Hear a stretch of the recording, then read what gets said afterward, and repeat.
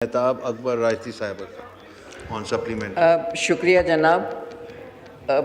हमारी मेंबर जो हैं साहिबा ऑनरेबल बहुत अच्छी तरह से जवाबात दे रही हैं और वो जो जिनको देना था वो नहीं आई हैं, कोई बात नहीं। लेकिन ये कह देना कि इनको ये अफसोस होता है कि हम इनसे इस तरह के सवाल क्यों कर रहे हैं, तो बात यह है कि जो जवाबात मतलब कि हम असेंबली में बैठे हुए लोगों को भी एतबार आना चाहिए।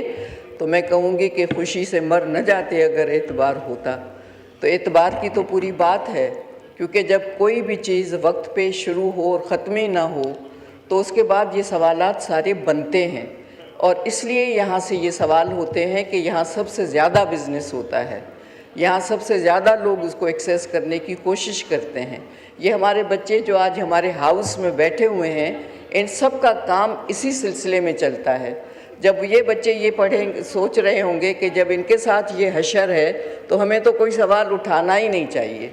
तो कहने का मतलब ये है कि बजाय इसके कि इसका कोई भी सही या गलत जवाब पेश किया जाए, हमारे पास सही जवाब आना चाहिए और डेडलाइन होनी चाहिए कि जनाब ये जो है ये इस तरह की चीज़ें 2 महीने में नहीं होंगी लेकिन 4 महीने में यकीनन हो जाएंगी। तो यही अर्ज़ करनी है और इस पर कोई भी ये नहीं करना चाहिए कि हम अफसोस क्यों कर रहे हैं, हम हालात के और न होने की चीज़ों पे अफसोस कर रहे हैं। शुक्रिया जनाब वाला। शुक्रिया जी। सबीन साहिबा।